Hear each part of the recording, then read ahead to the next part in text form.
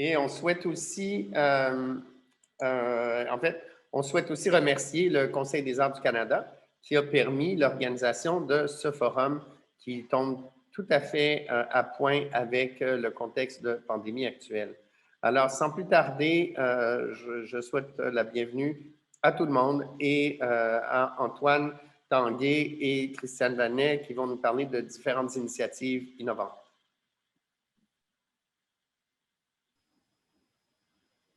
Bonjour. Allô? Christiane Vadenet, je sais juste vérifier. Bon, ben merci Michel pour la présentation. Bonjour tout le monde. Vous l'avez vu d'entrée de jeu, cet univers musical signé Marie-Pierre Arthur, donc qui, pour vous situer un peu le contexte de réalisation, c'est à elle qu'on a demandé de réaliser un environnement sonore et musical autour du livre audio de La Desiderata de Marie-Hélène Poitras. Et on va en parler de ces livres audio-là parce que c'est une de nos dernières réalisations. Et je pense que c'est un peu l'esprit de la maison qui déteint sur l'ensemble de nos réalisations. En fait, les livres audio, on a voulu ajouter un petit plus pour je dirais, bonifier l'expérience qu'on veut offrir aux lecteurs, que ce soit des lecteurs numériques, que ce soit des lecteurs j'utilise le terme traditionnel, mais dans un très bon sens, donc peut-être au sens classique du terme, ou des amateurs de livres audio, et pourquoi pas, éventuellement, on va en parler aujourd'hui, des amateurs de littérature plus expérimentale, mais surtout de nouvelles narrativités, en fait, de jeux narratifs. Maintenant, c'est une tendance très, très forte, et je pense que le livre se doit de se lancer dans cette avenue-là.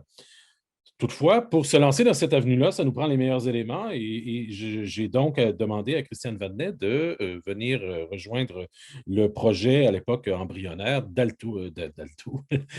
Alto n'était pas embryonnaire, c'était déjà bien établi au moment de l'arrivée de Christiane, pardon, et donc du projet d'Aléa, en fait. Donc, c'est ce laboratoire éditorial qui va nous permettre, ce terrain de jeu, si je peux me permettre, qui va nous offrir la joie de collaborer avec plusieurs artistes de plusieurs disciplines et éventuellement, qui sait, en fait, de se lancer dans une espèce d'inconnu narratif qui est extrêmement excitant et qui va de pair avec la philosophie de la maison d'édition. Donc, Christiane, je te laisse la parole te présenter rapidement avant que l'on passe aux choses plus sérieuses. Donc, voilà, je te passe la parole, Christiane. Oui, merci Antoine. Ça me fait très plaisir d'être là avec vous aujourd'hui également. En plus, je vois plusieurs collègues dans la salle. C'est agréable de vous retrouver, même en petite vignette grise. Donc, c'est ça. Moi, c'est Christiane Vadnet. Je travaille chez Alto depuis 2 ans, je crois, maintenant, spécifiquement pour ce projet Aléa qu'on vous présente aujourd'hui. C'est un projet de longue haleine. Moi, je viens en fait à la base plutôt du milieu des festivals. J'ai été longtemps à la Maison de la littérature au Festival Québec en toutes lettres. Et puis là, ça fait 2 ans qu'on est dans l'innovation, dans le défrichage de ce genre de projet. Donc, ça me fait vraiment plaisir d'en parler avec vous aujourd'hui. Puis, je laisse Antoine, grand maître du keynote, débuter notre présentation. Je partage à l'instant mon écran que vous voyez et sans plus attendre, donc, je vous emmène au pays de l'étonnant. Donc, Alto, éditeur d'étonnant, Michel l'a souligné, hein, on détonne et on étonne.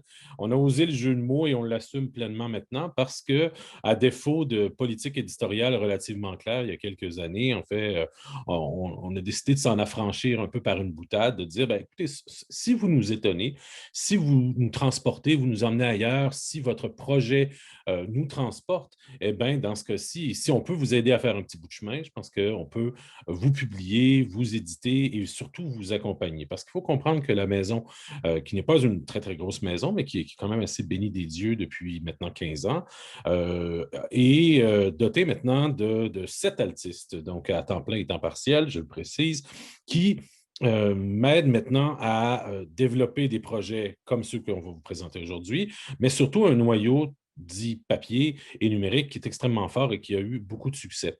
Donc, j'ai placé en début de présentation cette citation de Borges qui est inspirante parce qu'elle est, vous allez le découvrir tout à l'heure, à la base du manifeste d'Aléa. Donc, de tous les instruments de l'homme, le plus étonnant est sans doute le livre. Pourquoi pas? Et donc, je vous présente quelques réalisations où, ça, c'est le moment où on se pète les bretelles. Vous allez comprendre. On a donc plus de 160 ouvrages publiés depuis 2005, 600 000 livres vendus papier et numérique, ainsi que 6 prix littéraires du gouvernement en général, 7 prix des libraires et 3 prix France-Québec. Bien entendu, ce n'est pas nous, ce sont nos autrices et nos auteurs qui les ont gagnés, ces prix-là, mais ça nous a permis, au fil du temps, d'ouvrir des portes, de créer des liens avec des partenaires éditoriaux hyper stimulants et dynamiques, et aussi de pouvoir faire voyager les livres. Ça, c'est toujours un grand bonheur. Donc, près d'une centaine de traductions de nos livres au fil des ans. Et des réalisations, je vous disais, avec des partenaires internationaux. Ce qu'on fait souvent, c'est de faire l'acquisition de droits de titres étrangers. Je vous donne quelques exemples. Moi, ce que j'aime, c'est Les Monstres. On est allé chercher ces droits-là. C'est un roman graphique de Emile Ferris qui a eu un grand succès. Et donc, on est allé chercher les droits et surtout un partenaire éditorial en France pour pouvoir offrir ce livre-là dans un bon format et à un prix accessible pour le lectorat québécois. C'est ce qu'on a fait récemment avec Frankenstein de Jeannette Winterson, qui sera publié cet automne aux éditions Buchet-Chastel, mais que nous avons publié en 2021, donc en janvier, dans notre édition, et ce, à prix modique. Donc, c'est très apprécié des libraires, cette volonté de créer une édition québécoise de nos livres. Aléa, bien entendu, vous allez le découvrir tout à l'heure, va dans l'autre sens. C'est-à-dire que là, on part du Québec et on s'en va vers l'international. Alors, ça va être intéressant de voir comment les partenaires qu'on a pu connaître et avec qui on peut dialoguer maintenant vont réagir, si on veut, en retour avec cette offre plutôt innovante. Et bien entendu, c'est l'établissement d'une maison qui est ouverte. Je pense que c'est une maison qui est curieuse. Et le mot clic, si on veut, de cette présentation, c'est la question de l'innovation. Donc, mais c'est beau faire des réalisations, mais ça prend aussi des défis. Et dans les défis, on a enfin, il faut s'en rendre compte, hein, on a tous vécu et nous vivons encore un peu, donc selon notre statut de vaccination, l'état de pandémie, qui nous a permis de voir qu'il y avait un engouement réel pour le livre. Les augmentations de vente de livres ont été extrêmement fortes, vente numérique et papier, et les gens, à défaut de pouvoir sortir dehors et faire d'autres activités, beaucoup se sont, heureusement d'ailleurs, et je suis très content de ça, se sont lancés dans la lecture de livres. Par contre, la question qui se pose maintenant, c'est alors que les restaurants ouvrent et que, éventuellement, le temps libre nous sera redonné, est-ce que c'est une éclaircie temporaire que nous a offert la pandémie? C'est une question auquel un éditeur doit réfléchir et surtout, à l'image de cette COVID qui nous a assombri un peu les neurones, ben, comment est-ce qu'on peut apprendre de ces expériences culturelles numériques qui nous ont été offertes et comment est-ce qu'on peut imaginer un monde où le divertissement pardon, culturel serait offert à distance. Donc, je n'ose pas envisager un monde où nous zoomerons nos vies 3 fois par semaine, mais reste qu'il y a peut-être des nouvelles façons de transmettre l'art qui auront été nourries par les défis de la pandémie. La guerre des écrans, c'est un peu ça aussi.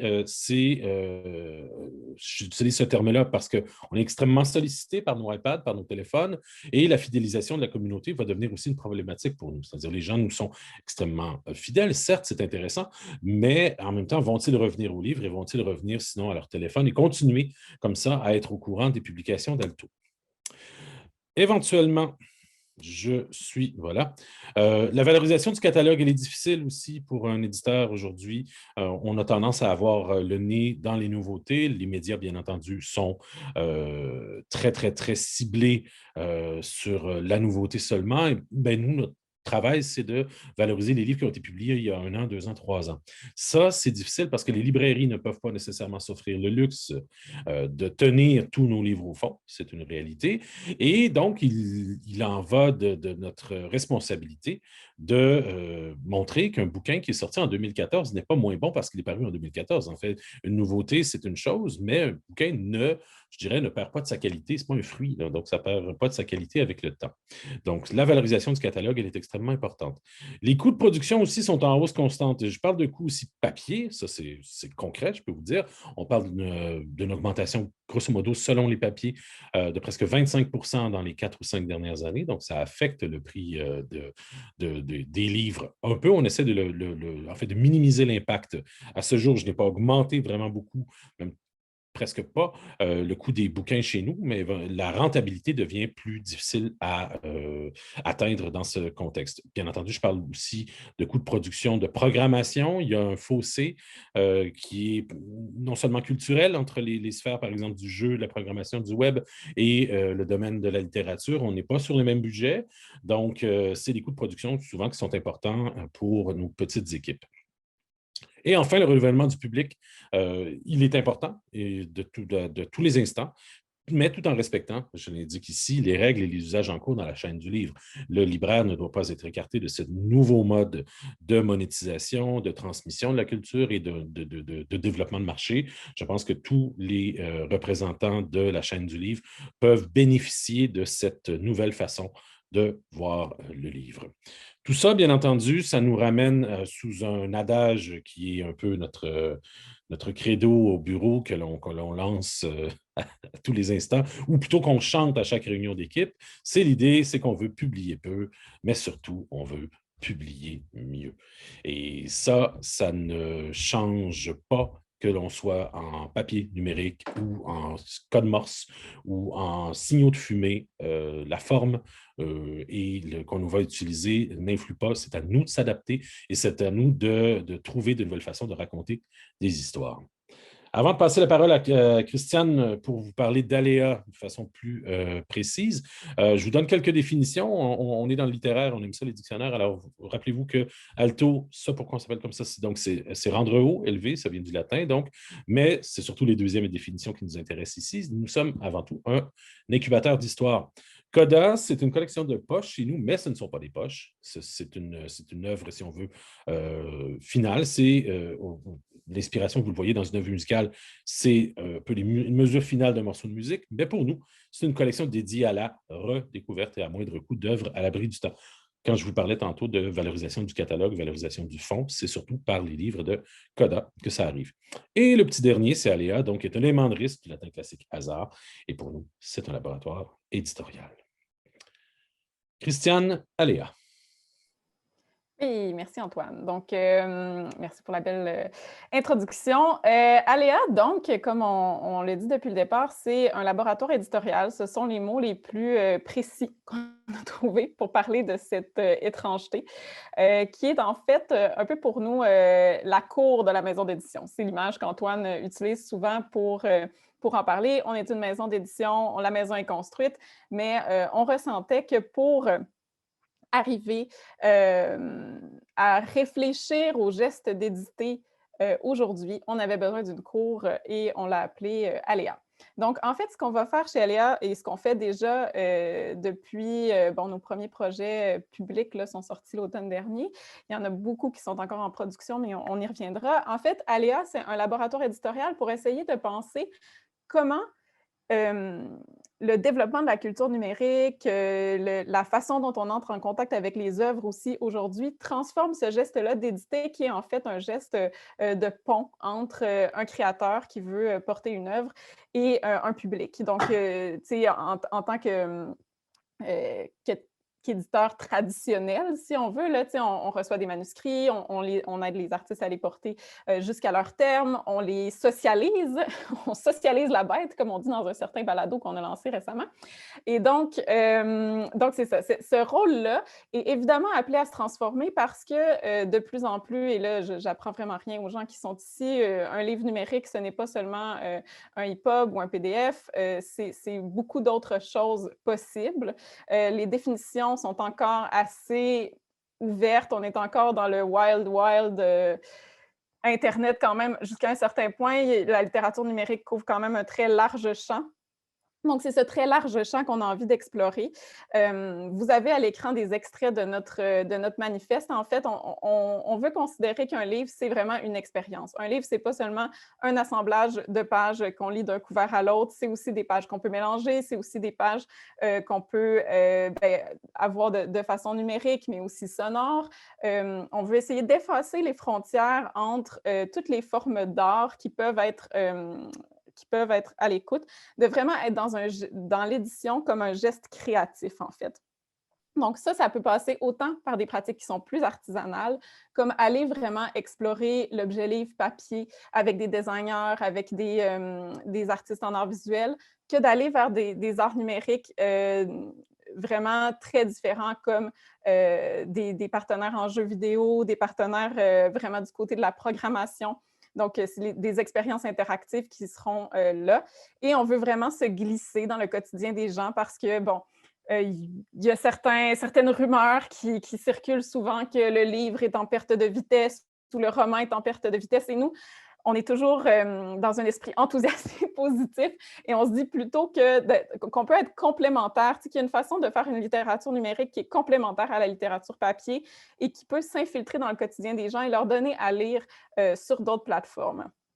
Donc, c'est vraiment, on n'essaie pas de limiter notre ambition à un support qui serait le livre, mais vraiment rejoindre les gens où ils sont et en gardant toujours que la qualité littéraire est au cœur de l'expérience. Pour nous, c'est ça qui est vraiment important. En quoi ce qu'on fait est différent de quelqu'un qui crée des arts numériques dans d'autres contextes?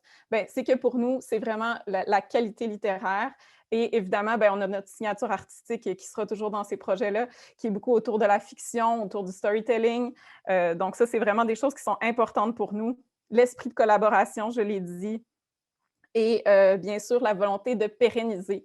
Aléa, c'est sûr que c'est une structure qui n'a pas d'existence légale en dehors d'Alto, c'est-à-dire que c'est vraiment comme une structure au sein d'Alto, mais qui vise à être pérenne. Donc, de ne pas faire un seul projet d'innovation ponctuel, mais vraiment de développer une spécialité, un réseau, tout ça.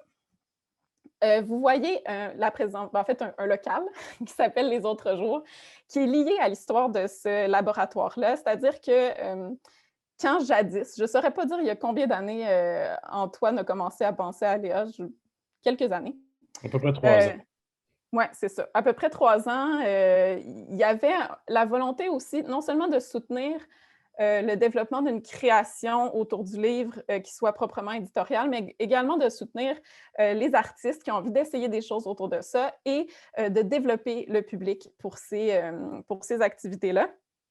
Et donc, il y a eu, en fait, en parallèle d'Aléa, s'est développé Les Autres Jours, qui, lui, a une existence vraiment, qui est un organisme qui a une existence différente. C'est un OBNL qui occupe un local juste à côté de nos bureaux à nous et qui a justement ce mandat-là de développer le public, d'être un espace d'expérimentation pour les artistes, qui va faire, par exemple, cet automne, un feuilleton papier avec plusieurs auteurs qui vont collaborer autour d'une espèce de forme postale, de littérature postale, qui fera des ateliers de création de livres artisanaux pour les enfants. Donc ça, c'est vraiment un projet séparé dans lequel Antoine et moi, on s'est investis et qui, pour nous, est complémentaire à notre mission parce que Aléa, oui, certainement, est dans l'investissement auprès des artistes. On a fait des classes de maîtres, on s'est investi dans la Fabrique du numérique, qui était en fait, un espèce de forum un peu commutation autour de cette réflexion-là éditoriale sur le livre numérique. Ça fait partie de notre mandat, mais il y a vraiment un OBNL à côté qui a des mandats plus précis là-dessus parce que nous, notre mandat principal, c'est vraiment de créer des œuvres. En fait, peut-être pour vous dire aussi, l'équipe d'Aléa, c'est vraiment... en fait, c'est Antoine, moi et Joël Desbiens qui vient tout juste de nous joindre. Et puis, c'est intégré à la structure d'Alto qui est vraiment, comme disait Antoine, une équipe de 7 personnes. Donc, on est encore en train d'organiser cette structure-là organisationnelle parce que c'est sûr que ça pousse très vite tout ça et voilà. Donc, qu'est-ce que j'allais dire aussi en lien avec ça? C'est ça, on est en train de développer cette synergie-là. On développe vraiment un réseau. On est membre de XN Québec, on est membre de Québec Innove, qui sont peut-être des structures dans lesquelles les éditeurs sont moins habitués à s'investir, en plus de l'ANEL. Puis, on fait partie aussi du comité de l'ONF, le studio interactif. On fait partie de ce comité-là pour aussi développer le réseau. Et je terminerai avec qu'est-ce que ce beau motif? En fait, c'est une production de Jacques le risographe. En fait, on s'est doté récemment d'un risographe. Donc, c'est un procédé d'impression qui permet à la fois de faire beaucoup de copies et d'avoir un ressenti artisanal. Donc, c'est un des outils dont on s'est doté et qui sera disponible à différents artistes dans la région de Québec qui voudraient l'utiliser selon des modalités à déterminer pour créer justement des petites publications artisanales. Notre feuilleton sera là-dessus. Il y a des projets d'Alto aussi qui vont se passer là-dessus. Donc, on a beaucoup de plaisir à apprendre cette technique actuellement. Christiane le mentionne bien, c'est que à la fois les autres jours et Aléa s'inscrivent dans une même volonté de démocratisation et d'accessibilité à l'acte d'éditer. Je dis parfois en blague, quand on me demande à la banque ou peu importe où, lorsque je dois remplir un formulaire, j'imagine, quel métier je fais, je dis je suis éditeur et les gens systématiquement s'excusent en disant oh, je m'excuse, je ne lis pas beaucoup de livres, c'est correct, je m'excuse pas à mon plombier parce que je ne suis pas capable de changer une toilette, je veux dire c'est correct, il n'y a pas de problème. Ce n'est pas un devoir, ce n'est pas une obligation que de lire. Cela dit, on est entouré d'histoires. Et notre métier, comme je le disais tout à l'heure, il est de vous en offrir sous toutes les formes.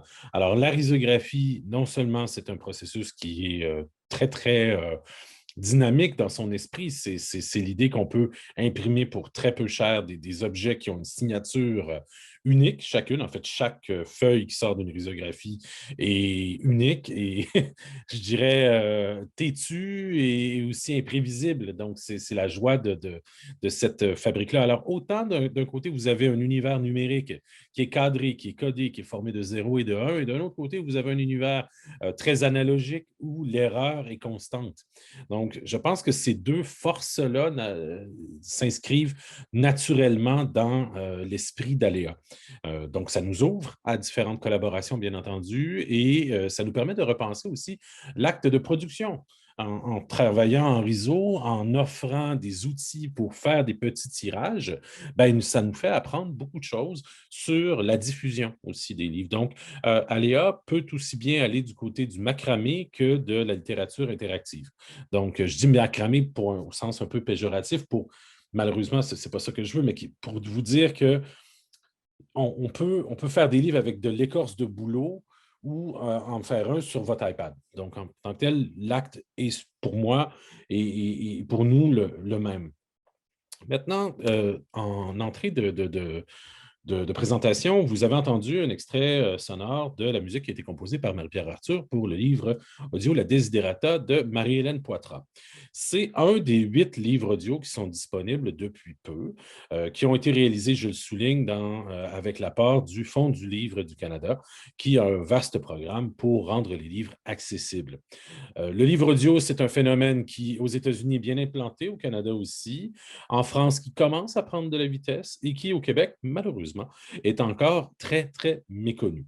L'implantation d'un géant comme Audible, ou Audible, si vous voulez, au Canada, avec quand même une bonne portion de catalogue québécois et des efforts promotionnels, il faut le dire, pour valoriser la littérature québécoise, a été un premier jalon. Cela dit, Audible a l'avantage d'avoir une application. Donc, vous vous abonnez, vous avez un crédit par mois et de là, vous achetez un livre audio. Il faut dire que sans rien enlever vous allez comprendre le lapsus tout à l'heure, que sans rien enlever à la qualité de la production d'Audible, ben, on ne l'enviait pas parce qu'on considérait que toujours dans une volonté d'apprendre, qu'on était capable d'aller un petit peu plus loin que le format traditionnel du livre audio.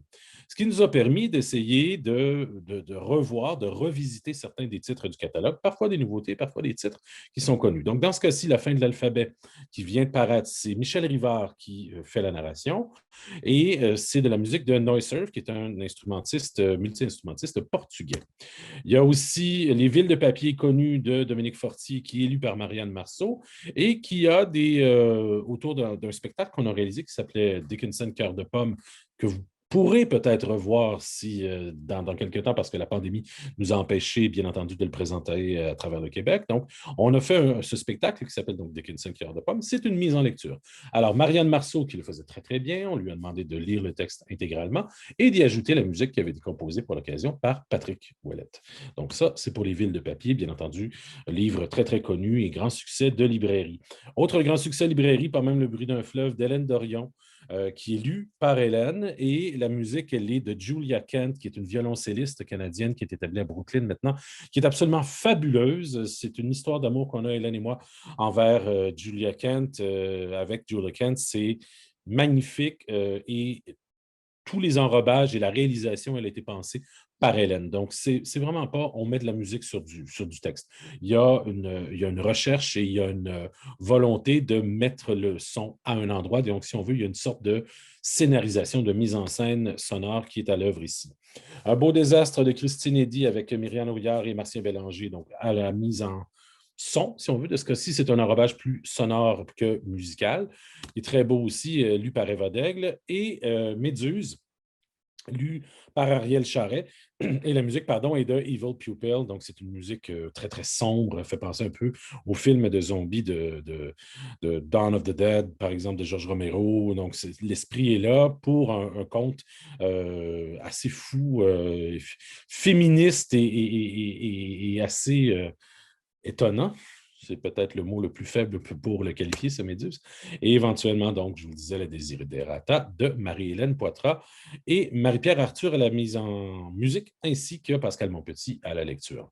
Mais, puisqu'on y est, je vous présente juste plus précisément 2 livres audio qui sont différents par leur approche, et vous allez comprendre.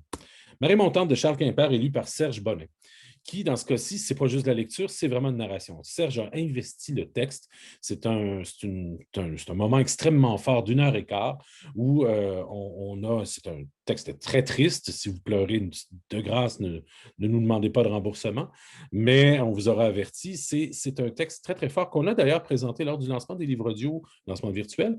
On a fait faire la musique par Millimétrique. C'est connu sous le nom de Pascal Asselin, qui vient de faire paraître un album d'ailleurs il y a quelques jours. Donc, un enrobage qui est beaucoup plus ambiant que son son habituel, mais lors du lancement, on a demandé à Pascal d'interpréter et d'improviser comme ça sur la lecture de Serge Bonnet. Alors, on a pu offrir la lecture intégrale de Marée montante, que je vous propose de découvrir, donc le premier de 2 livres audio que je vous propose tout de suite. Voici un extrait de Marée montante.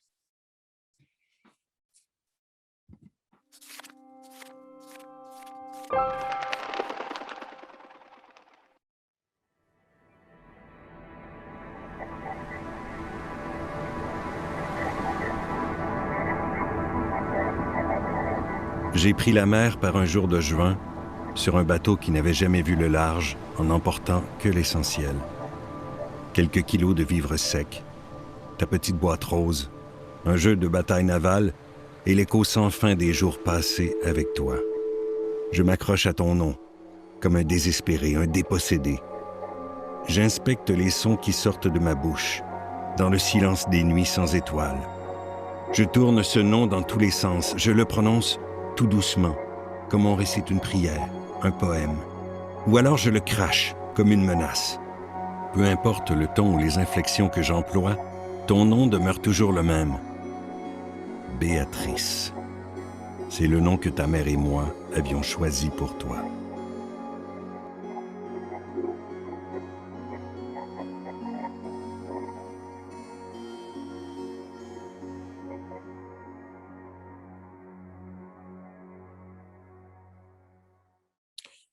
Je vous pose la question, côté son, ça va, c'est pas trop fort, c'est correct qu'on a fait des petits ajustements tout à l'heure, donc vous pouvez le dire dans le chat si ça va. Deuxième extrait que je vous propose, bien entendu, on aura, vous aurez compris que c'est organisé avec le gars des vues, le gars des vues étant moi. Très beau texte d'une certaine Christiane Vanet. Il s'avère que Christiane Vanet est présente, alors si vous voulez bien, on va vous présenter qui est derrière Christiane Vanet pour ce livre audio. C'est donc Alexandrine Warren et à la musique, une musicienne absolument extraordinaire de Montréal qui s'appelle Rebecca Foon, qui est donc violoncelliste et elle est à la base aussi, en fait, un des piliers, voire le pilier du groupe Esmerine qui est sur l'étiquette Constellation. Si vous connaissez le groupe, par exemple, Godspeed You Black Emperor, c'est Constellation. Et elle est aussi au sein d'un projet plus solo cette fois-ci qui s'appelle Saltland. Donc, c'est à la fois la musique de Saltland et de Rebecca Foon qui a été choisie pour enrober ce faune que je vous présente. L'extrait est un petit peu plus court cette fois. Vous allez voir un peu l'autre type d'univers qu'on vous présente.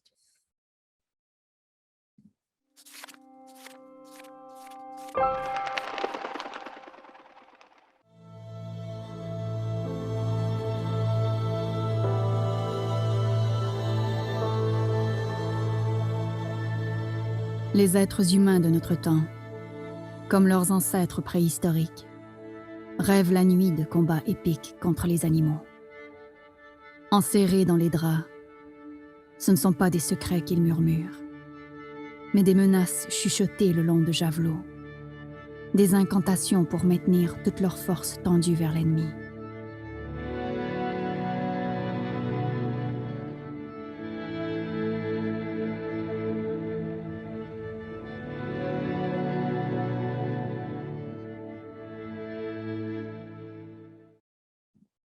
Alors, vous voyez, grosso modo, avant que je vous parle pardon, que Christiane vous parle d'électrolyte, je termine sur les livres audio pour vous dire qu'on est en production d'autres livres audio, qu'on aura comme ça des collaborations qui vont s'établir entre notre vision, la vision des gens qui le lisent, et tout ça. On essaie vraiment de redéfinir, de réinventer comme ça les livres audio.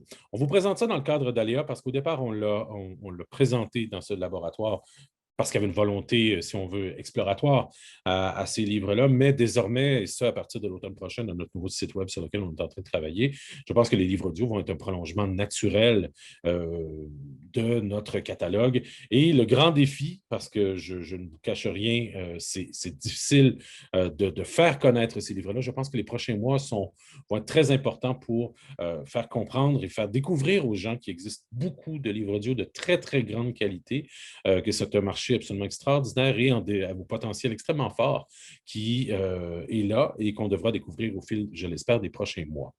Donc, Aléa, c'est donc des livres audio, certes, mais c'est surtout, je fais référence au manifeste, l'idée des petites pousses.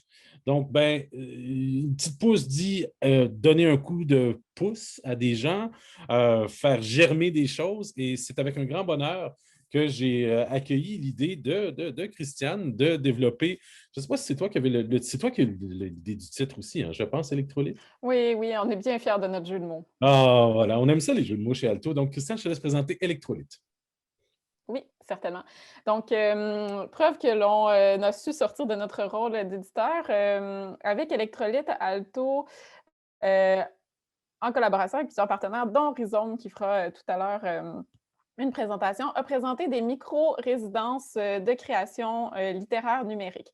En fait, la discussion, c'est né ce projet-là d'une discussion au sein de la communauté de pratique qu'a mis en place Rhizome autour de la place et la posture de la littérature québécoise en ligne. Il y avait des discussions autour de ce que les auteurs avaient besoin pour pouvoir avancer davantage dans leur pratique. Cette idée que des formations sont disponibles, mais toujours un peu générales, jamais tout à fait adaptées à notre projet, était présente dans ces discussions-là. Et donc, nous avons lancé la proposition de permettre vraiment à des auteurs, des autrices, des artistes numériques également, de développer des projets en démarrage au sein d'une petite résidence. Donc, en coproduction avec Rhizome, avec le soutien du Conseil des arts du Canada et en partenariat avec Littérature québécoise mobile, que je remercie tous pour cet appui, on a lancé un appel de candidature pour que certaines personnes qui avaient envie justement de démarrer un projet dont l'ADN vraiment était numérique, nous proposent leur candidature. On leur offrait en fait, a priori, s'il n'y avait point eu de COVID, il y aurait eu 4 jours de travail en présence. Ça a été finalement plutôt des résidences virtuelles qui étaient où les artistes pouvaient développer leur projet avec un mentor. À la fin également du processus, il y a une discussion avec Clément Laberge, spécialiste de diffusion. Donc, l'idée, c'est vraiment de propulser des projets, d'établir un réseau aussi. Tout ça, on a reçu plein de super belles propositions, dont 3 ont été retenues. Et donc, la première, c'est climatique. Donc, vous voyez ici le titre de Yannick Guéguin, qui était peut-être un profil auquel on s'attendait moins. C'est-à-dire qu'il y a vraiment des artistes numériques aussi qui nous ont envoyé des candidatures qui avaient vraiment envie d'investir le littéraire ou qui le faisaient déjà. Donc, le projet de Yannick, c'est en fait d'offrir un site de météo poétique. Donc, si vous allez sur le site de Yannick Guéguin au projet climatique, vous aurez cette espèce de carte où vous pouvez rentrer à peu près n'importe quelle ville du monde. Et cette ville, vous aurez la météo en temps réel, mais livrée d'une façon poétique. Donc, c'est vraiment le texte que Yannick a travaillé avec Laure Morali dans le cadre de cette résidence-là. Et c'est un projet qui, en fait, aurait plein de déclinaisons parce que tout le monde a toujours besoin de voir la météo en quelques circonstances que ce soit. Mais là, lui, vraiment, il a créé un site qui est connecté à des API qui lui livrent les conditions météo. Et chaque condition météo est associée avec des syntagmes poétiques. Et donc, c'est le projet de Yannick. Il y a eu également, on voit ici des images, là, donc on peut aussi, en fait, bouger dans la carte et ça déclenche certaines animations. Deuxième projet qu'on a retenu, celui de Laetitia Baumel, qui est une poète éditrice de Québec, qui, en fait, veut pour la première fois, donc Laetitia, c'est vraiment plus quelqu'un qui travaille du côté du papier habituellement, et donc elle a conceptualisé dans le cadre de sa résidence avec Natacha Clitandre un projet qui s'appelle L'ombre est divise, qui est né d'un séjour qu'elle a fait à Édimbourg, et où, en fait, ça va être vraiment une carte littéraire interactive dans laquelle on va pouvoir, en fait, parcourir le texte de façon non linéaire. Il y aura également, je pense, des nuées de mouches qui vont être déclenchées à certains moments. Peut-être des chemins vont s'ouvrir qui représentent le vrai Édimbourg ou le faux. Donc, pour Laetitia, cette résidence-là, ça a vraiment été en fait de conceptualiser son projet avec une artiste en art numérique de façon à être prête ensuite à faire des demandes de subventions pour développer la production. Dernier projet soutenu, c'est du collectif Saint-Laurent-Sachet, qui est formé de Julien Dallaire-Charret et Guillaume Provost. On dirait que j'ai un doute sur son nom de famille, mais enfin. Collectif Saint-Laurent-Sachet pour les frères Miller, qui est vraiment un projet à la jonction de la bande dessinée et du jeu vidéo. Donc, ils ont travaillé avec un designer de jeux chez Affordance, qui est un partenaire d'un autre projet qu'on vous présentera aujourd'hui, pour développer cette histoire absolument charmante, où en fait des gars de Beauport, là, qui est une banlieue de Québec pour ceux qui s'y connaissent moins, qui partent à la recherche d'un personnage disparu, mais on est vraiment dans une espèce d'humour décalé, un peu... c'est ça, c'est comme Shane, je pense, le personnage principal, son oncle qui part à la recherche d'un personnage disparu. Puis là, il y a une espèce de journaliste un peu conspirationniste qui essaie d'embarquer là-dedans. Donc, on va vraiment être dans une expérience qui tient à la fois de la bande dessinée et à la fois du jeu vidéo. Et ça leur a permis de développer leur prototype, d'aller chercher de l'expertise sur qu'est-ce qu'un scénario interactif, comment gérer l'interaction du lecteur avec la production. Donc, c'est un projet qui est vraiment de longue haleine, là, quand même, mais qui a vraiment beaucoup avancé grâce à ça, puis qui est très charmant et très beau. Là. Vous avez l'aperçu un peu des graphismes. Donc, c'est vraiment 2 personnes qui sont capables aussi de mener à terme ce projet-là elles-mêmes parce qu'elles ont à la fois les compétences de graphisme, de programmation. C'est des auteurs de bande dessinée. Donc, c'est un beau projet qu'on est content d'avoir accompagné. Je crois que j'ai dit, ouais, chaque projet retenu a eu une bourse, un mentorat, rencontre avec Clément Laberge. Donc, tu sais, c'est ça. Ça a été un projet c'était vraiment une première édition pilote. On est en train de faire le bilan. Puis c'est sûr que pour nous, c'est une occasion aussi justement comment dire, de soutenir cette pratique-là de la littérature qui se glisse hors des pages du livre par des micro-résidences. Espérons qu'un jour, il pourra y en avoir en vrai. Mais ça, je suis sûre qu'il y a beaucoup d'artistes qui pensent ça. Clairvoyante, un autre projet qui est en développement qu'on a chez Aléa, gros projet qui est développé avec Audrey Willemie. C'est un oracle littéraire qui réunit 15 autrices et une photographe, Justine Latour, pour créer un oracle littéraire. Donc, qu'est-ce qu'un oracle si vous n'êtes pas des habitués du tarot? En fait, c'est un jeu de cartes un peu plus libre qu'un tarot, essentiellement. Et donc, il sera livré de façon à la fois papier et numérique. Donc, vous avez ici Audrey, qui vous salue, qui est donc une des principales conceptrices de ce projet. Le concept d'un oracle numérique et papier, c'est tout simplement, en fait, c'est comme un jeu de lecture où on doit tirer 3 cartes. D'abord un personnage, ensuite un lieu et ensuite un objet. Chaque carte est associée à un court texte qui est écrit par l'une des 15 autrices. Et de cette façon, on peut avoir plein de récits combinatoires. Donc, l'expérience de base, c'est de poser une question à l'oracle, de tirer 3 cartes et à chaque fois, on aura une réponse différente offerte par les autrices. Donc, ça implique la production de 45 cartes, 45 textes qui peuvent tous vivre les uns avec les autres. Donc, dans le cadre du Jam 360 de XN Québec, on a conceptualisé le prototype. En fait, on a fait des prototypes de textes, prototypes de photos, magnifiques d'ailleurs de Justine Latour que vous voyez. On vient de voir passer les noms des autrices. Je vous les cite pas, mais oui, c'est ça. En fait, on est très heureux d'avoir vraiment des autrices de haut calibre qui ont accepté donc de participer à ce projet. Et tu peux revenir, Antoine, peut-être à l'extrait de Catherine Leroux. Donc, ça va être un projet qui est vraiment dans une espèce d'imaginaire de la nordicité, de la féminité, beaucoup. C'est un peu dans l'idée de renouveler, comment dire, c'est dans la foulée aussi du travail d'Audrey qui est vraiment de sortir des poncifs sur comment dire, des clichés féminins, là, pour être clair. Et donc là, on a la figure de la veuve qui était la photo que vous avez vue. Son nom la définit par ce qu'elle a perdu, pourtant elle-même se définit par ce qui lui reste. Chère Catherine Leroux qui écrit de si belles choses dans nos prototypes. Je vous laisse lire. Mais donc, l'idée sera à la fois d'avoir un bel objet, donc un jeu de cartes qu'on doit produire, qui sera accompagné d'un livre, donc avec les textes, et aussi en format numérique. Donc là, en format numérique, il y a vraiment l'idée d'aller chercher une communauté parce que c'est un jeu qui peut se jouer à 2 aussi. Parce que, tu sais, le tarot, finalement, c'est on dit à quelqu'un, veux-tu me lire les cartes? Je te pose une question, tu me donnes ton interprétation. C'est un peu le même concept. Donc, le volet numérique vient vraiment nous permettre d'élargir la communauté autour de ça, de permettre aux gens de partager leur tirage, de contribuer à une interaction en partageant eux-mêmes leurs interprétations des tirages qu'ils ont.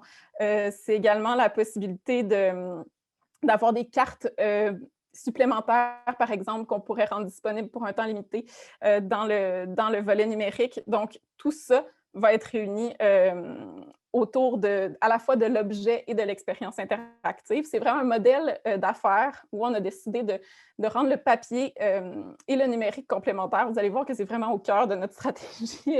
Antoine va parler d'autres projets qui sont dans ce lien-là. Puis pour ceux qui étaient à la présentation d'NTSM la semaine dernière, je crois, on est vraiment là, dans cette approche-là, je pense, qui est gagnante parce que c'est sûr qu'il ne faut pas le cacher que la monétisation des expériences numériques reste quand même quelque chose d'assez difficile pour nous comme pour tout le monde, en fait. Donc, c'est un projet qui, comme je vous disais, a été prototypé dans le cadre d'un laboratoire de création organisé par l'ANEL et par XN Québec.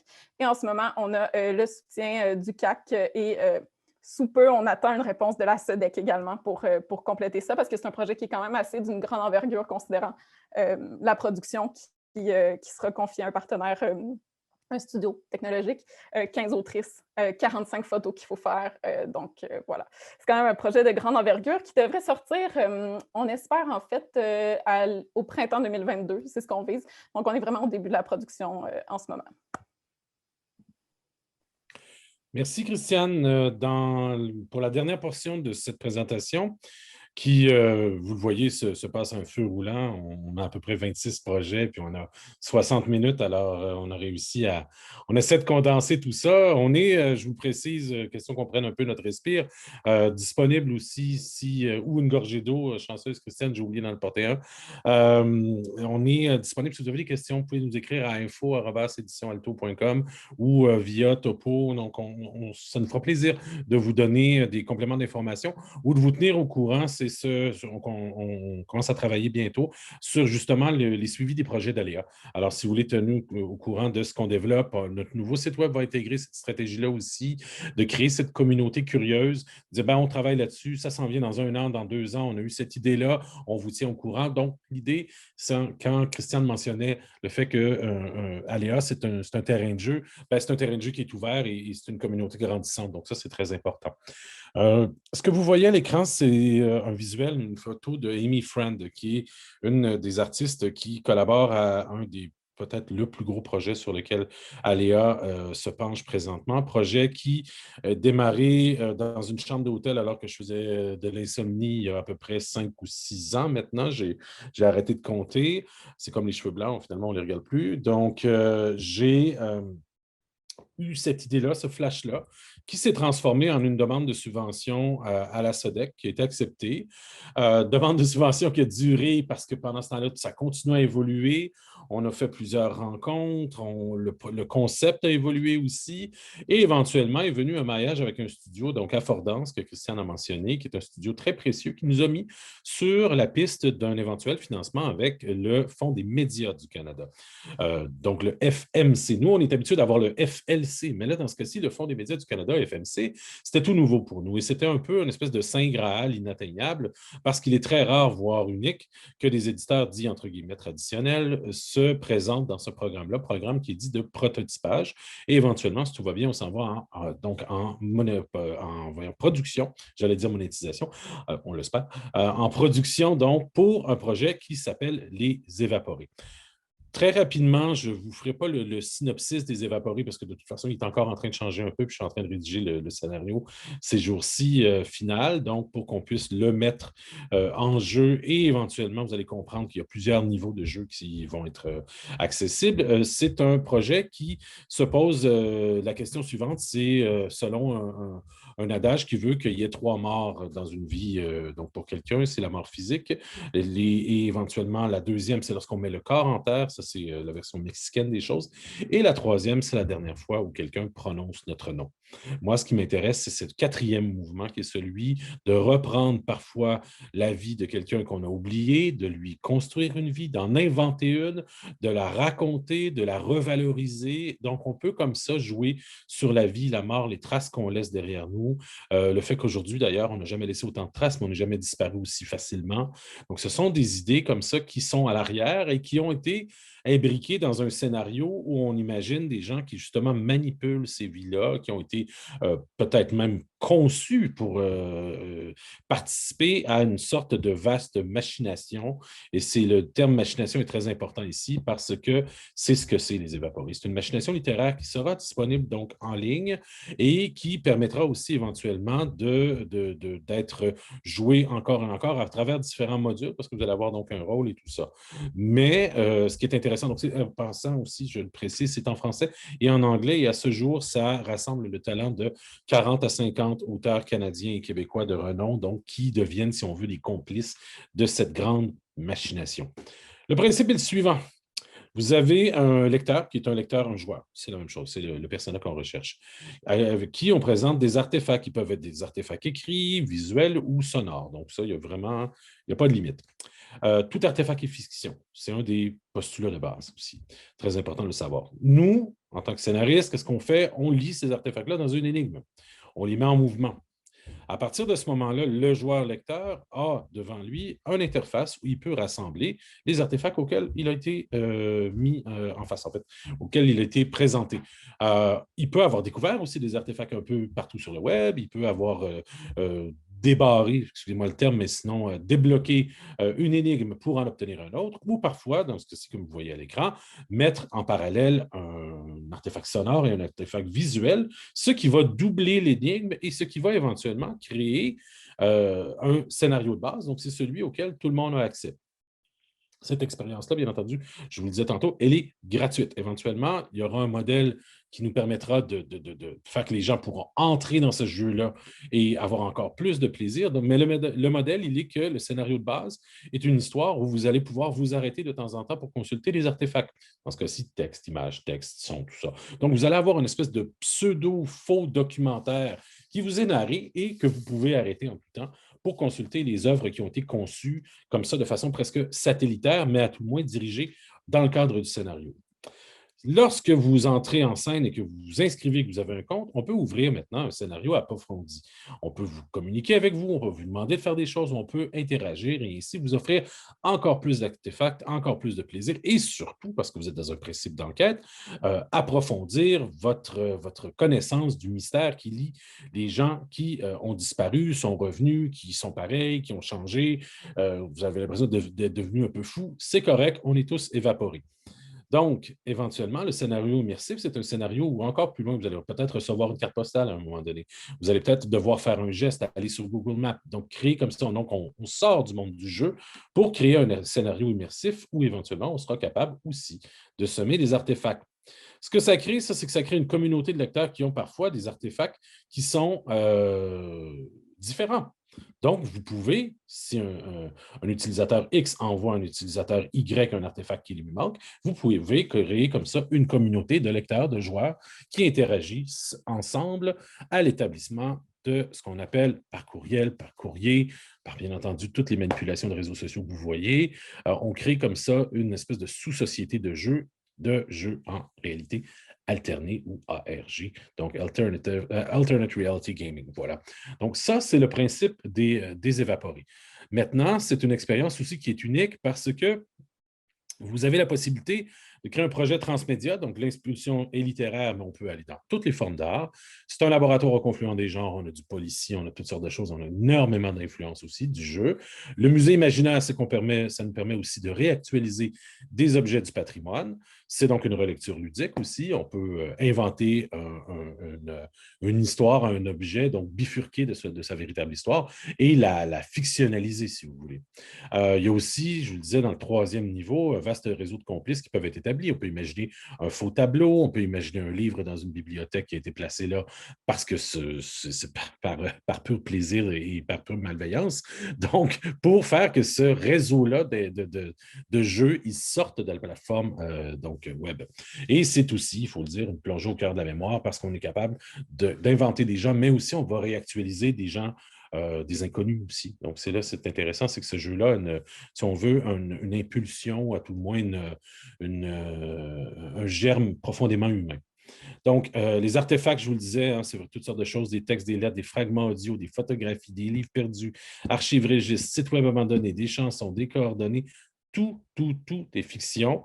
Et ça, c'est si vous connaissez ces jeux-là, Entrances and Exits de Visual Edition, c'est britannique, ou Google Maps rencontre la littérature lorsque vous ouvrez les portes. Le Madeleine Project, où quelqu'un a ouvert un casier qui contenait les effets personnels d'une dame qui était décédée et au fil d'une série de tweets, on a pu découvrir la vie de cette femme-là. C'est devenu viral, c'est devenu un livre et c'est devenu éventuellement même une exposition. Stories Untold, c'est sur Steam, un petit côté Stranger Things aussi, encore une fois dans le jeu narratif, The Pickle Index de Eli Horowitz, Malheureusement, l'app n'est plus disponible. Je suis allé récemment, ils ont arrêté de mettre à jour l'app. Et le Silent History aussi de Eli Horowitz. Eli Horowitz, en fait, c'est un des pionniers, si on veut, des jeux narratifs. Donc, on est dans cette inspiration-là et finalement, ça va nous amener tout ça. Ça devait nous amener, vous aurez remarqué que c'est 2020 le logo, ça aurait dû nous amener au Canada, donc pas au Canada, mais au Canada en Allemagne finalement, donc à Francfort où le Canada est à l'honneur. C'est un projet qui sera donc dans la valise de Arts Plus, qui est un à côté de Francfort, dans de Hall 3 à côté, qui est extraordinaire parce que là, on est au confluent des arts médiatiques, de la littérature, du nouveau storytelling. Donc, on a été sélectionné pour aller représenter le Canada, donc avec à la fois Clairvoyante et à la fois aussi les Évaporés, qui sait peut-être d'autres choses. Mais pour l'instant, ce qui est intéressant, c'est qu'Alto/Aléa se positionne désormais comme un joueur qui n'est peut-être plus seulement un éditeur, mais aussi peut-être un studio, un accélérateur. Il y a toutes sortes de mots comme ça, clés, qui vont nous permettre, et je vais en mettre un autre mot-clé, de changer le paradigme un peu donc de la littérature actuelle.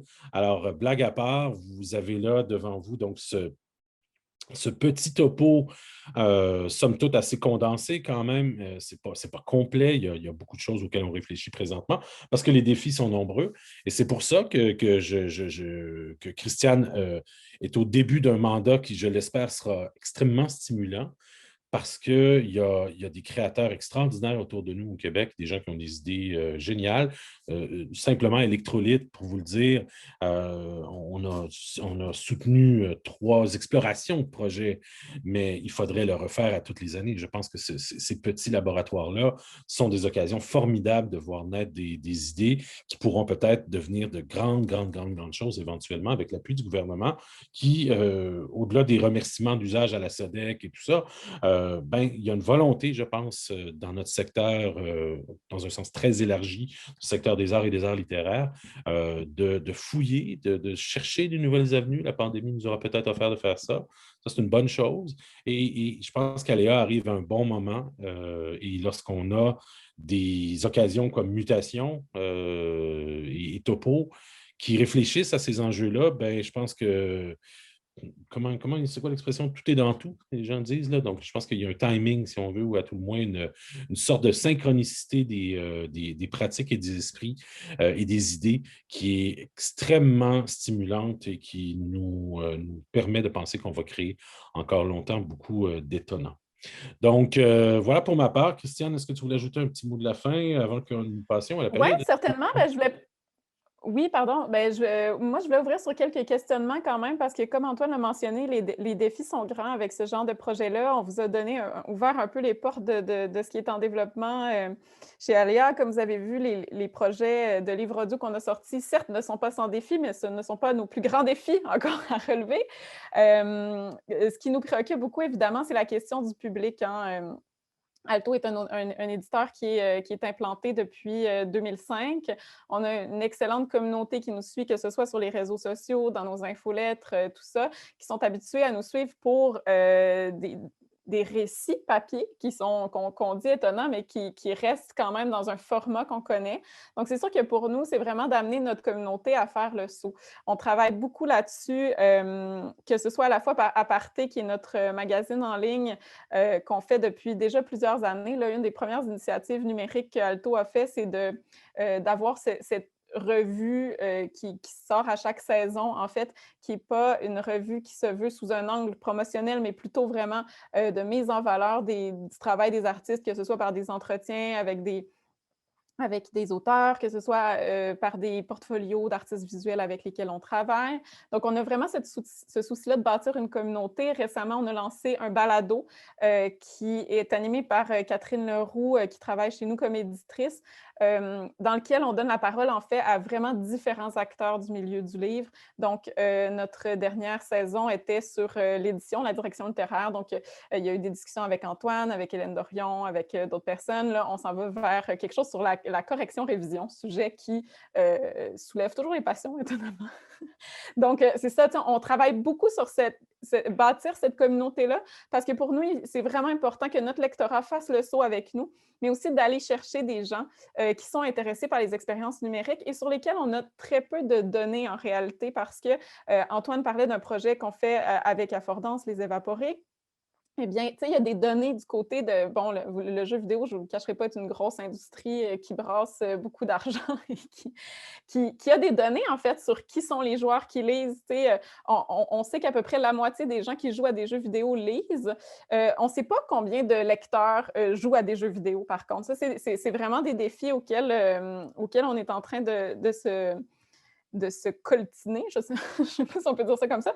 En tout cas, c'est vraiment des interrogations qu'on a. Tu sais, comment amener une communauté vers ces formes hybrides qui ne sont ni tout à fait du livre traditionnel, ni tout à fait des arts numériques, qui bénéficient aussi d'un maillon qui n'est pas toujours présent dans les œuvres qui se font actuellement en littérature numérique. Souvent, on est vraiment dans des artistes qui s'autoproduisent ou dans des démarches qui sont faites, par exemple, par des centres d'artistes comme Topo. Donc, le fait d'être un éditeur qui produit ce genre d'œuvres-là nous amène vraiment à sortir de notre zone de confort puis à être vraiment dans une création différente, ne serait-ce que pour essayer d'avoir un portrait de sur quelle plateforme les gens vont aller vers nos œuvres, avec quels moyens, qu'est-ce qu'ils fréquentent comme médias. Tu sais, il y a beaucoup de questionnements comme ça qu'on est en train de défricher puis qui sont très, très stimulants, puis que des forums comme Mutation nous permettent aussi,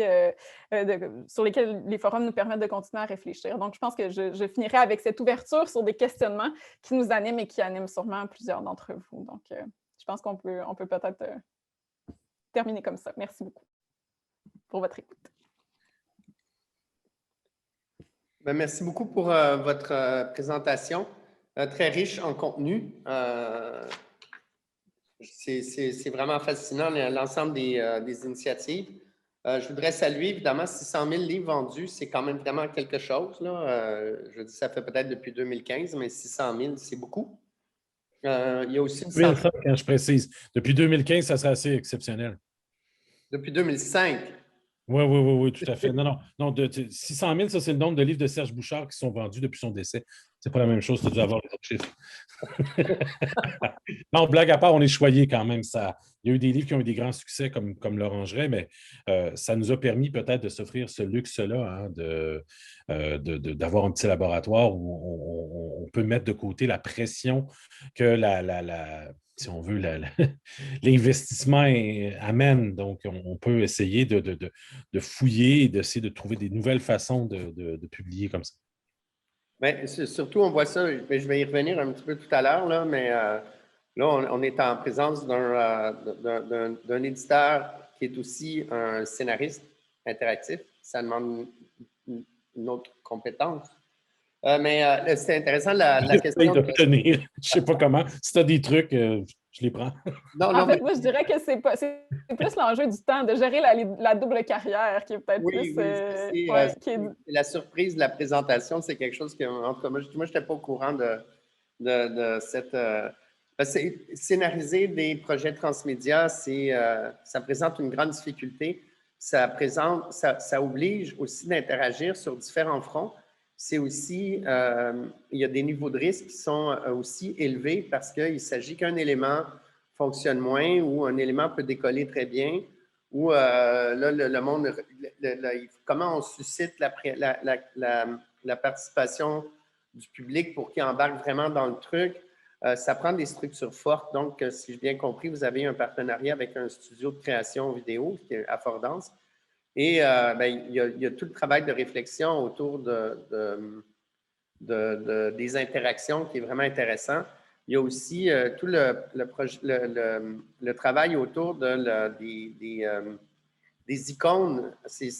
On parlait de cette question-là dans le webinaire avec Isabelle Gagné, qui parlait de la création du livre numérique puis de la mise en icône pour accéder aux fragments, aux éléments de contenu.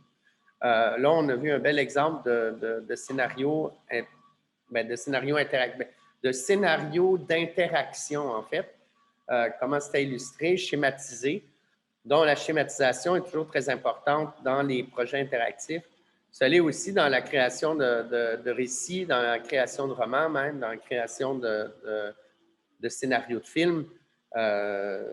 Donc, en tout cas, c'est une compétence quand même qui n'est pas donnée, qui n'est pas acquise pour le milieu de la littérature, qui est pas habitué à jouer avec des structures hiérarchiques qui peuvent aussi être mobiles en fonction de scénarios d'interaction. Alors ça, c'est vraiment intéressant. Mais avant évidemment, là, c'est un sujet que je trouve passionnant, mais je voulais souligner aussi la question de la guerre des écrans que vous avez évoquée. Effectivement, c'est un enjeu. On ne sait pas comment on va... on est persuadé, je pense, tout le monde, qu'on va sortir de la pandémie. Les habitudes de consommation seront différentes. Et on s'est habitué à consommer du virtuel et je pense qu'il y a beaucoup de ça qui va demeurer. Mais en même temps, le territoire de consommation à travers le virtuel permet aussi d'élargir grandement le public parce que les gens d'un beaucoup plus grand territoire peuvent avoir accès à la création proposée. Alors, ça, c'est un enjeu, c'est une question dont on pourra discuter ultérieurement dans l'avenir. Je précise, Michel, en passant, que la guerre des écrans, j'ai utilisé les guillemets de façon tout à fait c'était sciemment parce que c'est un terme qu'on utilise et on se trompe peut-être d'ennemi. C'est-à-dire que les écrans sont certes effectivement omniprésents et gobent beaucoup de notre attention, mais il n'y a pas de raison pour que les œuvres littéraires ou peu importe la forme d'art qu'on défend ne puissent pas bénéficier des multiples ponts qu'on a tendus entre le public, surtout pendant la pandémie, entre le public et les consommateurs de culture, pardon, les artistes et les consommateurs de culture. Je pense que c'était un peu ironique. Contrairement à bien de mes collègues, je n'ai pas de crainte, mais c'est un fait qu'on voit l'attention que les gens ont plus traditionnellement pour le livre diminuer un peu. Ça, c'est tout à fait normal. Donc, la lecture, je comprends aussi les gens de peut-être pas avoir 25 à 30 minutes le soir à consacrer à la lecture d'un livre. Donc, ça va. Si ça se passe sur un écran ou si je peux leur donner un chapitre d'une balado, d'un feuilleton interactif, eh bien, au moins, j'aurais pu servir de pont entre la créatrice, le créateur, l'auteur, l'autrice et son public. Donc, finalement, c'est un peu comme ça que mon métier, j'essaie de le voir. Donc, voilà. Mm-hmm. Il y a un autre point que vous avez soulevé aussi, c'est la mixité du modèle d'affaires, essentiellement aussi autour du... vous en avez parlé avec les adaptations de publications internationales, l'ouverture aussi vers l'extérieur, vos traductions, mais aussi la mixité du modèle d'affaires avec le numérique pour réussir à produire des projets.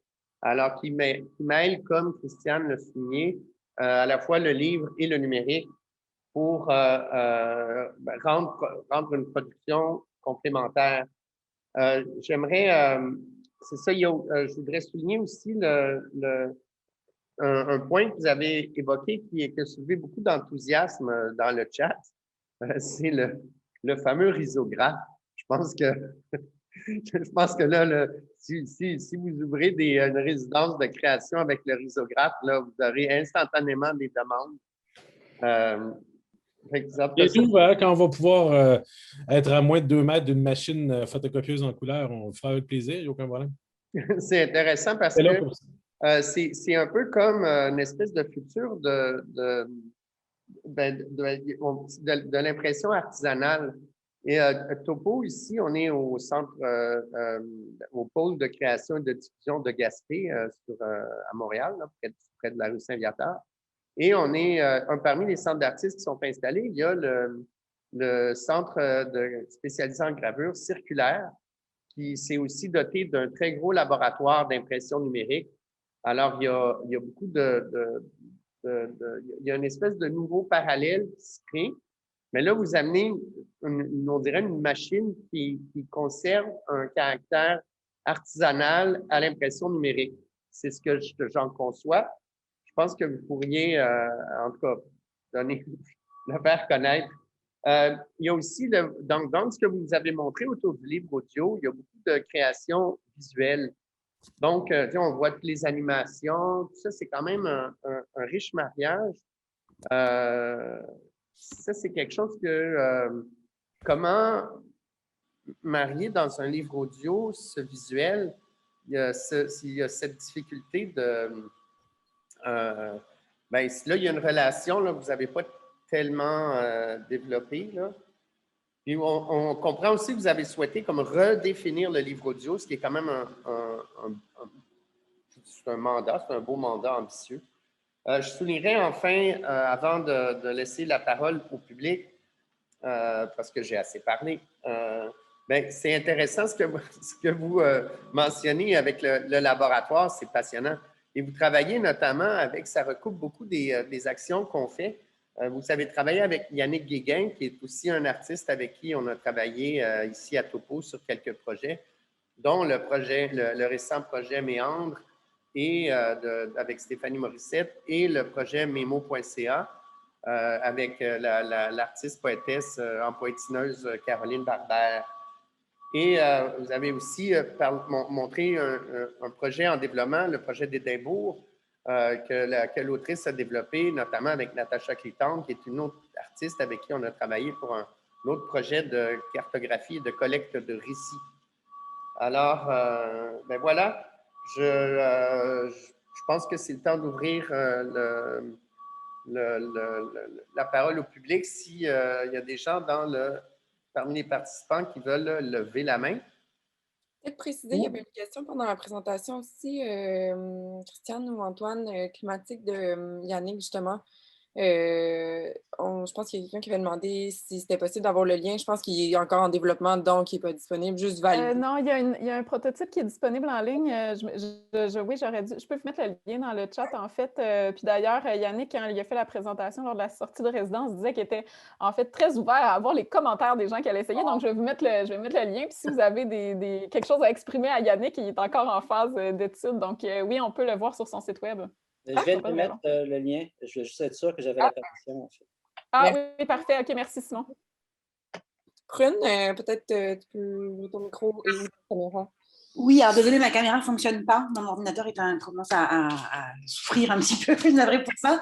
Mais en tout cas, bravo pour la présentation. Moi, j'ai bu vos paroles. Autant vous dire que moi, je termine là ma thèse sur les défis de production rencontrés par les éditeurs jeunesse qui veulent se lancer dans l'aventure numérique et notamment comment les aider et les épauler en termes de financement public, d'accompagnement, de formation, d'incubation. Donc, autant vous dire que j'ai bu vos paroles du début à la fin.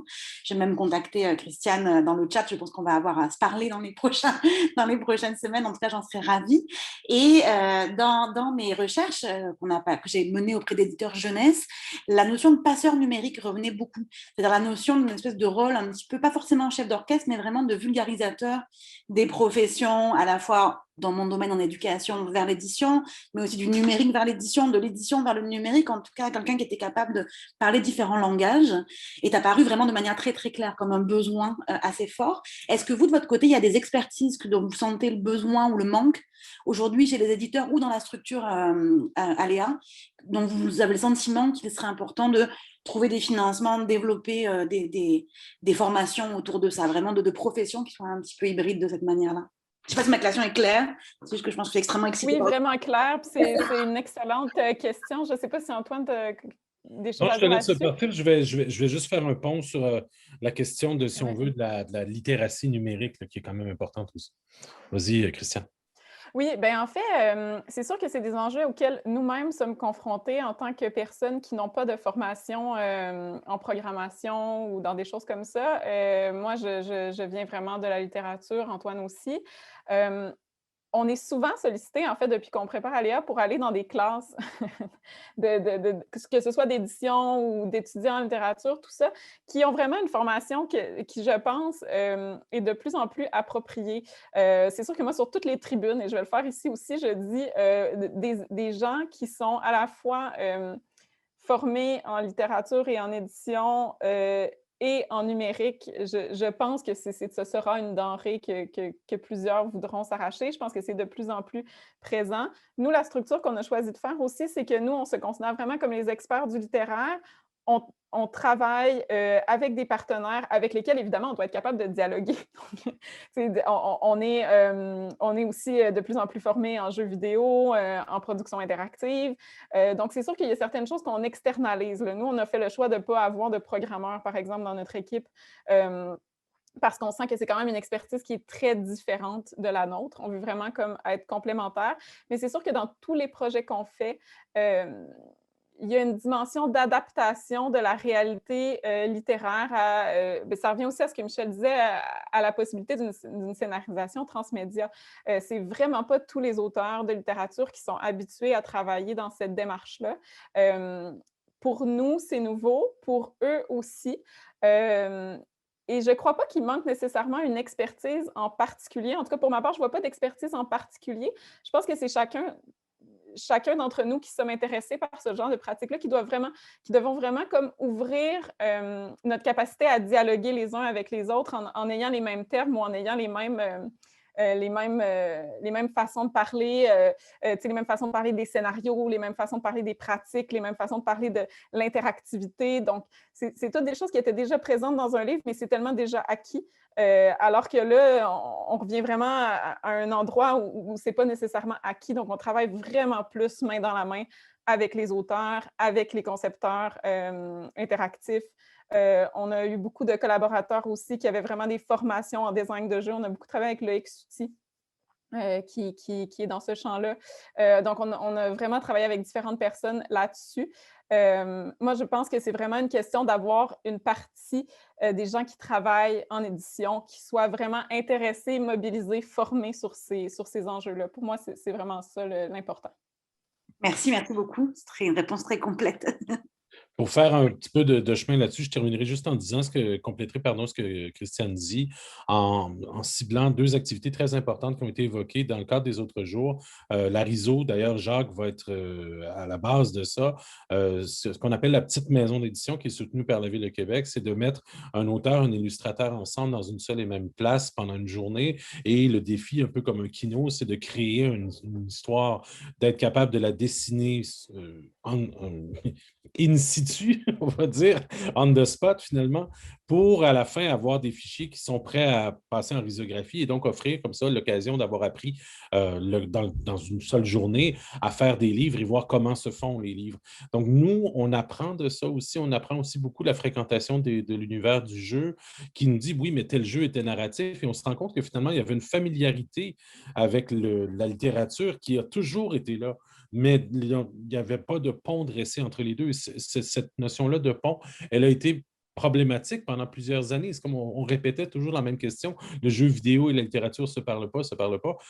Peut-être que ce n'est pas juste une question de dialoguer, mais de partir d'une année zéro ensemble et de se mettre en position d'ouverture. Un éditeur, habituellement, va aller chercher les projets, va essayer de les rendre profitables, va essayer de faire le plus grand nombre de ventes. Mais parfois aussi, un éditeur doit être assez ouvert, je crois, pour dire, écoutez, je ne connais pas ce que je veux faire, mais j'ai peut-être des idées pour vous qui viennent de mon métier. Donc, la fondation même les auteurs avec qui on travaille, souvent, on leur dit, écoutez, il y a des outils qui sont là, vous pourriez développer telle ou telle chose. Il y a peut-être juste Nicolas Dickner chez nous qui, présentement, a, si on veut, cette soif et cette connaissance, parce que c'est son métier, et que c'est toujours été quelqu'un de très geek chez nous. Donc, lui connaissait ça. Mais il y a beaucoup d'auteurs chez nous qui ne savent pas tout le potentiel qu'on pourrait explorer avec ne serait-ce que l'adaptation de façon interactive, ce qui est un drôle de terme, mais bon. Et puis, on n'est pas seul à le faire. Hein. Je précise aussi que des éditrices comme Fonfon, Véronique Fontaine est une pionnière dans ce sens-là. XYZ aussi a ouvert son catalogue à des expérimentations. Donc, et c'est excellent. Je pense dans les prochaines années, si on fait un peu de politique, là, puis je n'ai aucune envie politique, je vous précise, mais je pense qu'on n'a pas à rougir sur la scène internationale lorsque vient le temps de parler d'expériences narratives innovantes. Donc là-dessus, je pense qu'on est dans un bon milieu et des occasions comme celle aujourd'hui sont l'occasion de le prouver. René Audet, avec qui on collabore aussi à l'Université Laval, suit de près justement ces mutations. Je viens d'utiliser le mot, je n'y ai même pas pensé. Ces mutations numériques. Donc, voilà. Mais merci beaucoup. En tout cas, et puis, je suis ravie que vous citiez le projet Fonfon Interactif, parce qu'on avait développer ça ensemble avec Véronique. Fait que c'est un plaisir de le voir citer. Puis d'ailleurs, par rapport à votre question, Prune, il y a un mot qui est sorti d'une discussion avec Véronique qui, pour moi, est toujours resté important. C'est que je pense que ce qui nous importe, c'est de développer autant chez les éditeurs que chez les auteurs une imagination numérique, la capacité d'avoir cette imagination numérique-là qui est parfois freinée par notre manque de connaissances techniques. On ne veut pas avoir de maîtrise technique, mais on veut avoir la capacité d'aller au bout de notre imagination numérique. Ah ouais, non, je suis entièrement d'accord. C'est d'avoir une connaissance du champ des possibles pour pouvoir créer dans ce spectre-là. C'est ça qui est Exactement. En tout cas, merci beaucoup, Christiane. Je pense qu'on va se parler bientôt. C'est ça. On continuera la discussion.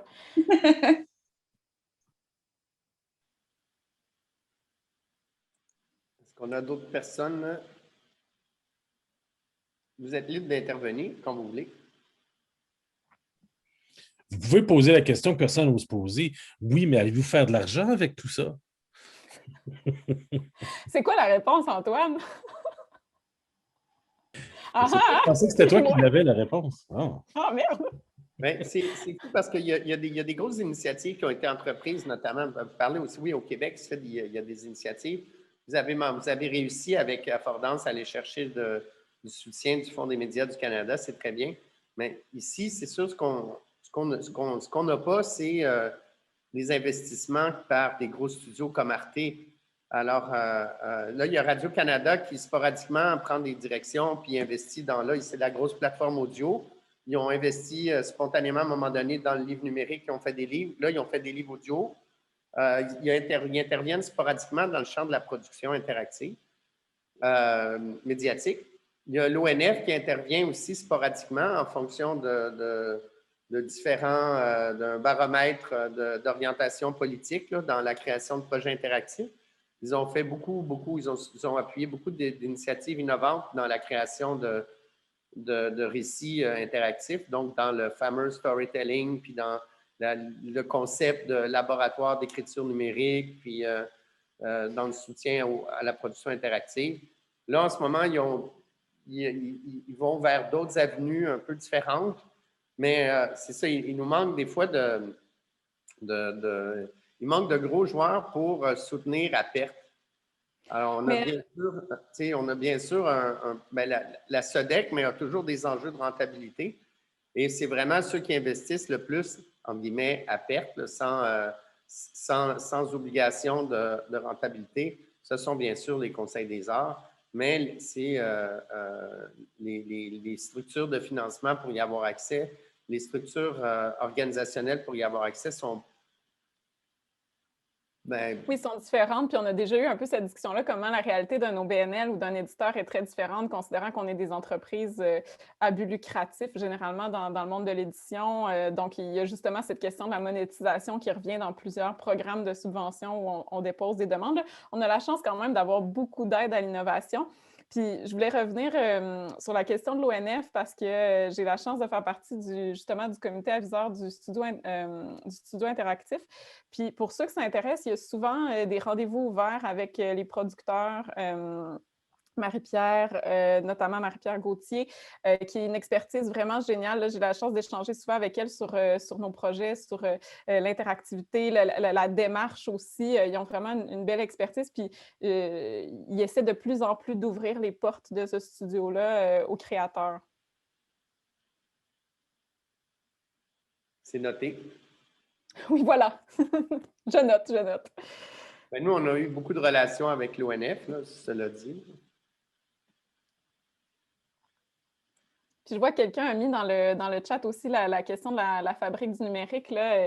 Il y a beaucoup de présentations qui sont archivées sur ce site-là où on avait notamment discuté des enjeux de création, de diffusion autour du livre numérique, beaucoup avec plusieurs éditeurs et notamment le monde universitaire. René Audet est l'initiateur de ce projet. Donc, si vous avez envie de voir encore plus de présentations, n'hésitez pas à aller jeter un coup d'œil. Ça ouvre sur une diversité de sujets aussi qui sont plus proches de la recherche, plus académiques, mais ça couvre un très, très grand nombre de sujets. Et c'est vraiment un site à explorer, là. Mais c'est ça, nous, en tant qu'éditeur, on est souvent dans des questions très, très concrètes, justement, non seulement de création, mais aussi de comment porter les projets vers le public, puis comme on disait, de monétisation. Donc, c'est vrai que quand on parle comme ça, on dirait qu'on a le temps de tout rendre ça rationnel, mais dans le concret des choses, on est devant des défis tellement, c'est ça, tellement terre à terre en même temps. Ben, je vous remercie beaucoup. Est-ce qu'on a d'autres interventions? Il y a une petite question dans le chat. J'imagine que Myriam n'était pas en mesure de la poser. Myriam? Bonjour, super présentation, comme toujours. J'aimerais savoir, merci Myriam, j'aimerais savoir ce que vous pensez de modèles. Ah, ben veux-tu intervenir, Myriam? Tu lisais très bien. Non, Allô, Myriam? Allô? Je pense que ça y est, je commence à comprendre les évaporés. Merci beaucoup. Ça valait la peine de venir. Ça m'a pris 4 ans, Myriam. Je commence à le filer. J'adore ça. Je trouve ça super le fun. Et puis, j'ai encore plus hâte de voir de quoi va avoir l'air clairvoyance. Celui-là aussi m'allume beaucoup. Je voulais vous relancer sur l'idée du labo numérique. Christian, on était là ensemble il y a 2 ans. Qu'est-ce que vous pensez de ce genre de structures-là, qui sont des structures un peu maintenues, alimentées par des organismes externes au milieu de l'édition, mais qui offrent des services de technologie, qui offrent des services un peu comme de jeunes pousses technologiques, qui permettent de peut-être mutualiser du développement technologique? Parce que de ce que je vois de vos projets, d'un projet à l'autre, il n'y a pas énormément de récupération de technologie. Vous allez toujours vers des formules qui servent l'œuvre créative. Donc, est-ce que croyez-vous à ça, ces modèles-là de mutualisation, où on pourrait... Je pense que c'est nécessaire d'avoir à tout le moins une base de dialogue. Donc, quand René est arrivé avec ce regroupement-là, et oui, malheureusement, il est tributaire de subventions, donc ça coûte extrêmement cher, mais l'idée de se revoir de façon récurrente et d'échanger nos découvertes, je pense que c'est extrêmement important. Il y a déjà des volets d'innovation dans les salons du livre à l'international. On verra éventuellement ce que ça va donner en post-pandémie. On l'espère, on va pouvoir réouvrir, mais je pense qu'il va falloir s'abonner à ça. Donc, effectivement, être très ouvert, pas avoir peur de partager nos découvertes. Et aussi, je précise une chose, avec le FMC, on a eu un gros avantage, c'est qu'on a pu créer une troisième compagnie. Donc, il y a Affordance, il y a Alto, mais on a aussi créé ce qu'on a appelé, en fait, le moteur de narratif sur lequel on travaille s'appelle Finnegan. Donc, c'est pas un jeu, c'est un clin d'œil, on va dire. Alors, on a appelé ça les moteurs Finnegan. Et ça va être des moteurs narratifs.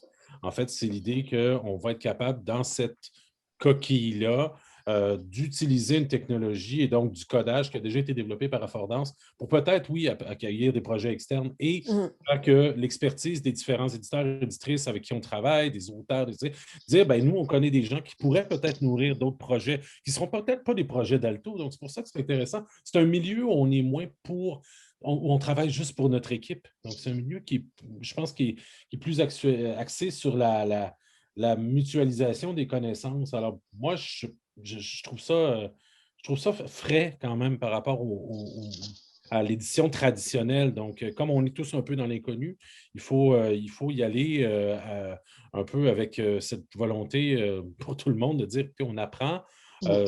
Et peut-être qu'à ce moment-là, les gens vont nous suivre et dire oui, qu'une expérience numérique X ou Y a un prix et qu'elle a une valeur et qu'on va pouvoir comme ça mettre en valeur le travail des auteurs et des autrices. Mais Christiane, je te laisse filer là-dessus. Oui, sur la question du labo de l'édition, je trouve que c'est vraiment une bonne question, Myriam, parce que en même temps, les initiatives qu'on a vues au labo de l'édition à Paris étaient tellement différentes l'une de l'autre. Pour ceux qui ne connaissent pas la structure, en fait, c'est comme un incubateur pour l'édition numérique, mais qui a soutenu autant des startups qui voulaient faire de la production de bandes défilées, les espèces de bandes dessinées asiatiques, que des initiatives qui étaient plus proches des réseaux sociaux du genre Goodreads. Avec Bob Lee. Oui, c'est ça. C'est un peu difficile d'avoir quelque chose qui soit en ce moment plus précis. Puis des fois, en même temps, j'ai l'impression qu'on aurait besoin de quelque chose de plus précis, parce que les pratiques qu'on a sont tellement différentes. Oui, OK, on a 2 expériences interactives, mettons, qui sont en développement chez Aléa, Clairvoyante, Les Évaporés, puis tout ce qui s'ensuit avec Affordance.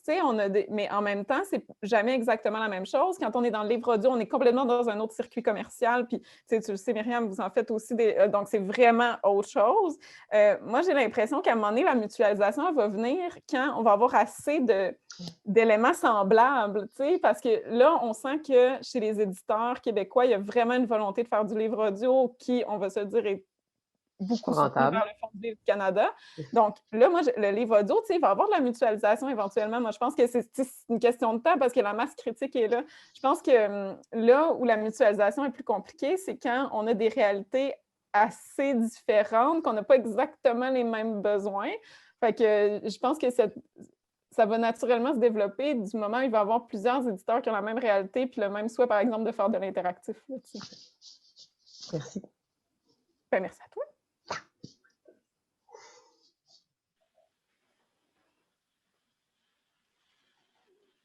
Mais on rêve toujours que tout le monde partage son code puis ses façons, mais en même temps, je veux dire, on arrive, là, quelqu'un pense à un jeu, après, l'autre jeu, il est complètement différent, tout fonctionne par module. Même, bon, vous pensez à un jeu, un moteur narratif pour le projet, c'est les évaporés. Bien, le moteur narratif, il va déjà créer un bon morceau pour interagir au départ.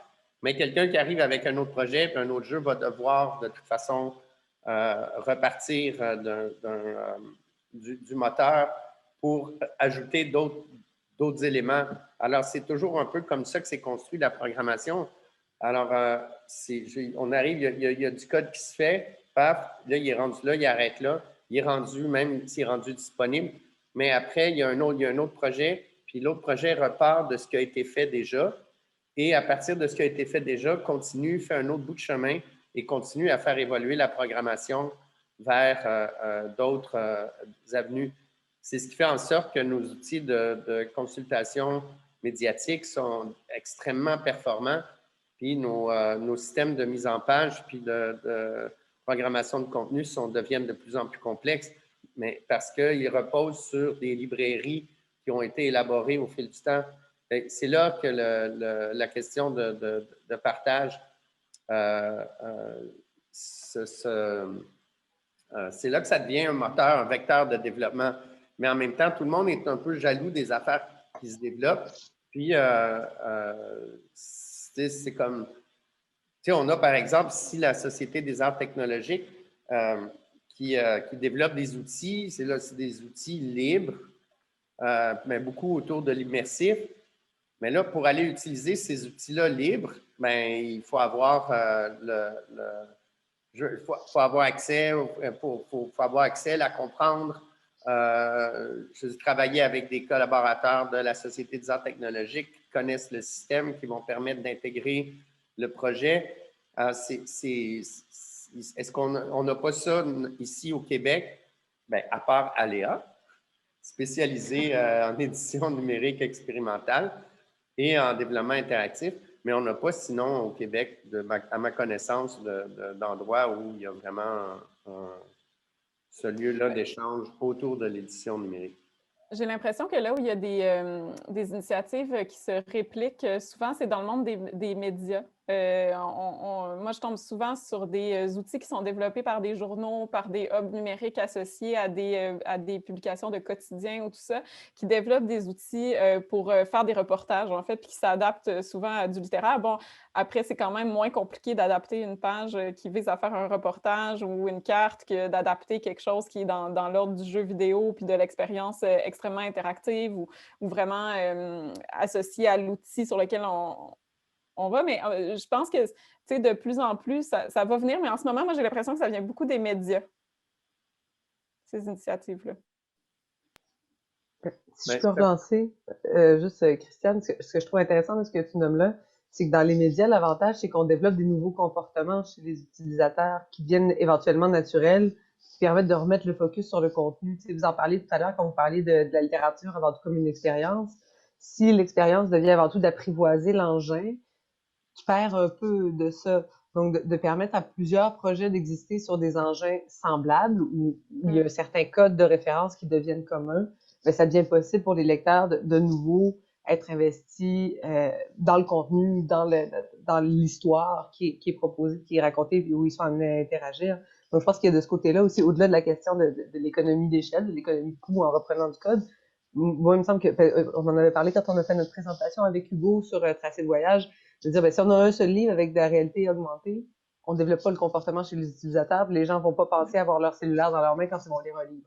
Donc, c'est extrêmement important ce que tu dis. Ouais. Je pense que c'est vraiment clé. Là. C'est pour ça qu'il faut qu'on soit plusieurs à développer c'est sûr que le frein du problème technique, là, il peut tellement être décourageant rapidement. Là, juste télécharger des EPUB, des fois sur certains sites, il y a des gens qui ont de la difficulté, ça tue leur enthousiasme. Il ne faut vraiment pas que ça devienne rébarbatif pour la question technique. Fait que c'est vrai que la similarité crée des habitudes qui sont tellement importantes. Là. C'est vrai. Je mentionnerai, merci Myriam de faire écho à la présentation avec Hugo Monticone. Je souligne que le livre Tracé de voyage donne lieu à une exposition au centre d'exposition de Mont-Tremblant.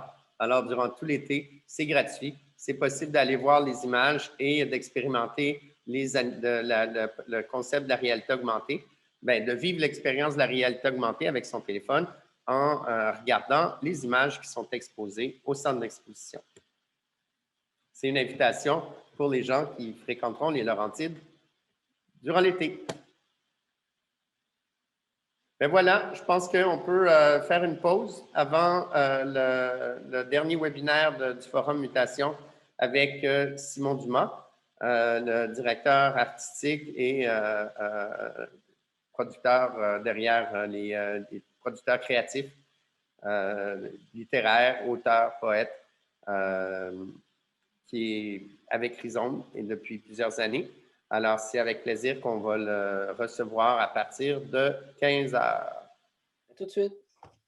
À tout de suite.